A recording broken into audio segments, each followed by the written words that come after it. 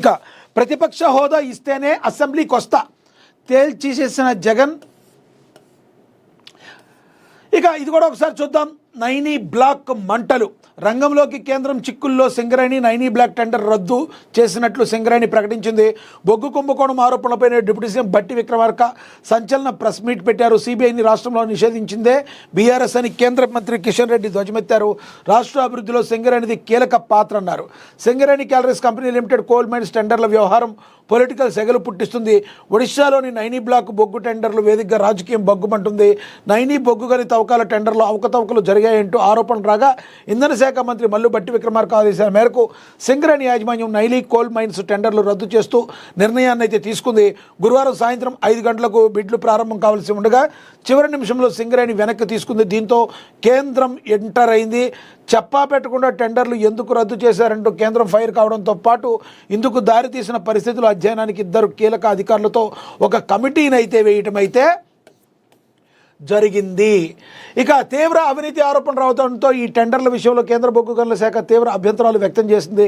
టెండర్ల నిబంధనలు రూపొందించేటప్పుడు సింగరేణి పాలక మండలిలో ఎందుకు చర్చించలేదని కేంద్ర బొగ్గు గనుల సంయుక్త కార్యదర్శి సంజయ్ కుమార్ ప్రశ్నించారు. చర్చ జరిగి ఉంటే అవినీతి ఆరోపణలు వచ్చేవి కావు కదా అని ఆయన నిలదీశారు.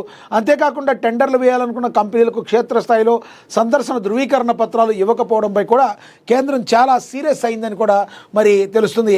అసలు ఈ నిబంధన ఎందుకు పెట్టారని ప్రశ్నించింది. సింగరేణి క్యాలరీస్ కంపెనీ లిమిటెడ్కు చెందిన నైనీ బ్లాక్ టెండర్ల విషయంలో వివాదాలు తలెత్తడం ఇది రెండోసారి. గతంలో 2016లో కూడా ఇలాంటి ఆరోపణలు లేవు. టెండర్లు రద్దయ్యాయి. ఈ రద్దుతో వేల కోట్ల రూపాయల విలువైన ప్రాజెక్టు భవితవ్యం మళ్లీ సందిగ్ధంలో పడిపోయింది. రంగంలోకి కేంద్ర విచారణ కమిటీ ఇక సింగరేణికి సహకరిస్తామని కేంద్ర మంత్రి కిషన్ రెడ్డి కూడా చెప్పారు. ఓవరాల్గా చూసుకుంటే ఏదైతే ఆరోపణలు వచ్చిన వేళ మరి ఏదైతే ఈ ముందుగా అనుకున్నారో అవి ఇన్ టైంలో స్టార్ట్ కాలేదు.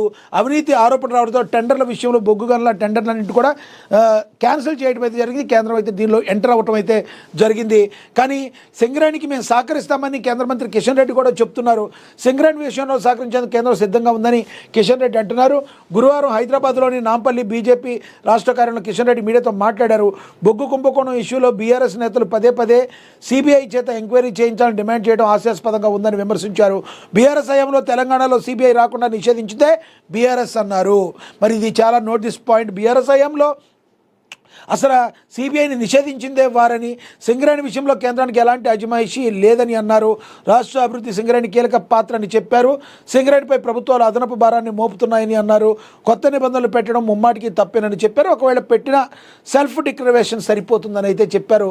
ఇక ఈ నైనీ బ్లాక్ మంటలు ఎప్పటికీ చల్లారుతాయి, మళ్ళీ కొత్త టెండర్లు ఏ రకంగా పిలుస్తారు, కేంద్రం ఎటువంటి నిర్ణయం తీసుకుంటుంది అనేది మరికొద్ది కాలంలో మనకైతే తేలే అవకాశం అయితే కనబడుతుంది. ఇక అదేవిధంగా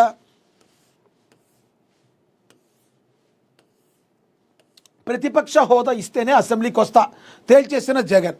స్పీకర్ వ్యాఖ్యలకు కౌంటర్. ఆంధ్రప్రదేశ్ అసెంబ్లీ సమావేశాలకు హాజరు కావడంపై వైసీపీ అధ్యక్షుడు మాజీ ముఖ్యమంత్రి జగన్ గురువారం కీలక ప్రకటన చేశారు. తనకున్న ప్రతిపక్ష నేత హోదా కల్పిస్తే తప్ప అసెంబ్లీలో అడుగుపెట్టే ప్రసక్తి లేదని చెప్పారు. అధికార కూటమి ప్రభుత్వ అక్రమాలకు తప్పుడు పనులు సభలో ఎండగట్టాలంటే ప్రతిపక్ష హోదా తప్పనిసరి అని, అప్పుడే తగినంత సమయం లభిస్తుందని ఆయన అభిప్రాయపడ్డారు. గురువారం ఏర్పాటు చేసిన మీడియా సమావేశంలో జగన్ మాట్లాడారు. అసెంబ్లీలో ఏకైక ప్రతిపక్షంగా ఉన్న వైసీపీకి ఆ హోదా ఇవ్వడానికి స్పీకర్కు ఉన్న అభ్యంతరం ఏంటి అని ప్రశ్నించారు. అసెంబ్లీలో ఉన్నది ఒకే ఒకటి ప్రతిపక్షం, అది వైసీపీ మాత్రమే. మిగతా పార్టీలన్నీ ప్రభుత్వంలో భాగస్వాములే. మరి మాకు ప్రతిపక్ష హోదా ఇవ్వకుండా స్పీకర్ ఎందుకు అడ్డుకుంటున్నారు? ఇది ప్రజాస్వామ్యమా అని స్పీకర్ను ప్రశ్నించాలి అని జగన్ అన్నారు. అసెంబ్లీకి హాజరు కావాలని ఎమ్మెల్యేలకు పని చేయకపోతే జీతం లేదు, విధానం అమలు చేయకపోతే స్పీకర్కు అయ్యన్న పాత్రుడు లక్నోలో జరిగిన సదస్సులో సూచన ఇచ్చిన నేపథ్యంలో జగన్ ఈ వ్యాఖ్యలు చేశారు.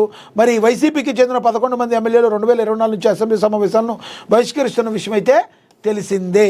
ఓవరాల్గా జగన్మోహన్ రెడ్డి ఏమంటారంటే గతంలో మాకు ఇప్పుడున్న ఎమ్మెల్యేలు ఎవరో కూడా మరి ఆ డబ్బులతోనే బతకాల్సిన అవసరం లేదు, ఆ డబ్బులు రాకపోయినా పర్లేదని కూడా ఆయన మరి మాట్లాడటం అయితే జరిగింది. ఇంతకుముందు అసెంబ్లీలో సీట్లు ఇచ్చేటప్పుడు మాత్రం, ఎన్నికల సమయంలో సీట్లు ఇచ్చేటప్పుడు మాత్రం, ఎన్నికలకు టికెట్లు ఇచ్చేటప్పుడు మాత్రం మరి డబ్బులు అంతంత మాత్రమే అన్నారు జగన్.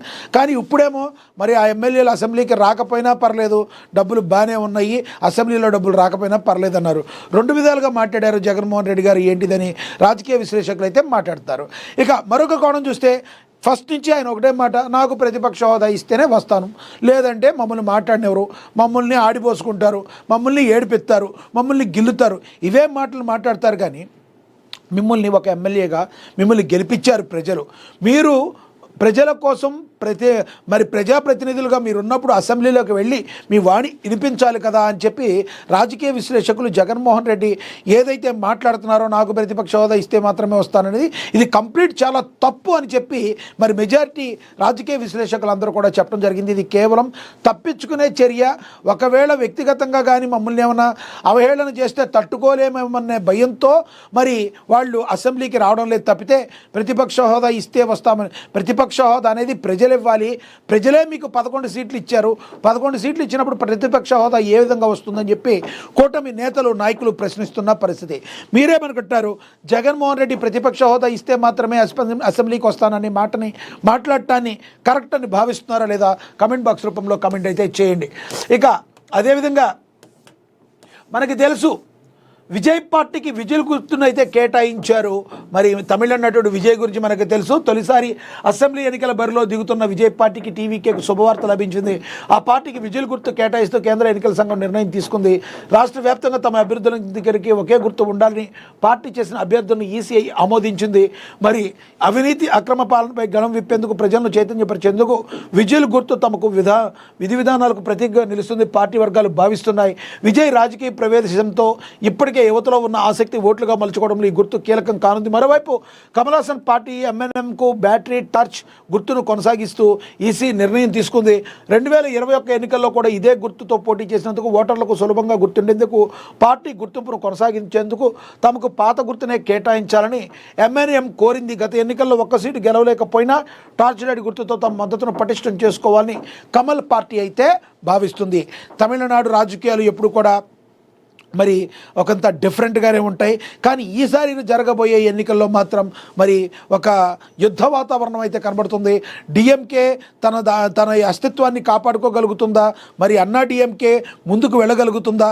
బీజేపీ అన్నామలై ద్వారా ఏ రకంగా ముందుకు వెళ్ళిపోతుందన్న ఇలాంటి తరుణంలో విజయ్ పార్టీ టీవీకి ఏదైతే వచ్చి తమిళనాట రాజకీయాల్లో ఒక ఆసక్తిని అయితే రేపొచ్చారు. అయితే విజిల్ గుర్తు అనేది చాలా విజయ్కి చాలా పాజిటివ్ వైబ్రేషన్ అయితే కలిగిస్తుంది అనటంలో నా వ్యక్తిగతంగా కూడా చెప్తున్నాను. ఎందుకంటే విజయ్కి గతంలో కూడా ఎత్తైనా అతను కూడా సినిమాల నుంచి బ్యాక్గ్రౌండ్ నుంచి వచ్చాడు. విజిల్ అనే ఒక మూవీ సూపర్ డూపర్ హిట్ అయింది తెలుసు. జనాల్లో ఈ విజిల్ అనేది చాలా త్వరగా చొచ్చుకుపోవడానికి కూడా అవకాశం చాలా ఎక్కువగా ఉంది. కాబట్టి విజయ్కి ఈ గుర్తు వలన చాలా పాజిటివ్ వైబ్రేషన్ అయితే వస్తాయి.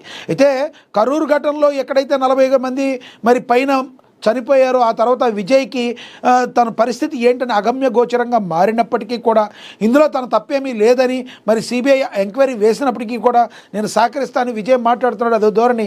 కానీ ఏది ఏమైనప్పటికీ రానున్న రోజుల్లో టీవీకే పార్టీ ఒక ప్రపంచం సృష్టించే అవకాశం అయితే కనబడుతుంది. చూడాలి రానున్న రోజుల్లో టీవీకే పార్టీ విజిల్ గుర్తు ద్వారా ఎంత సెన్సేషన్ క్రియేట్ చేస్తుందో అనేది మనం అందరం అయితే వేచి చూడాల్సిన పరిస్థితి. ఇక తెలుగువారి గుండెల్లో చిరస్థాయిగా నిలిచే గొల్ల రామవ్వ అని కూడా ప్రచురించారు.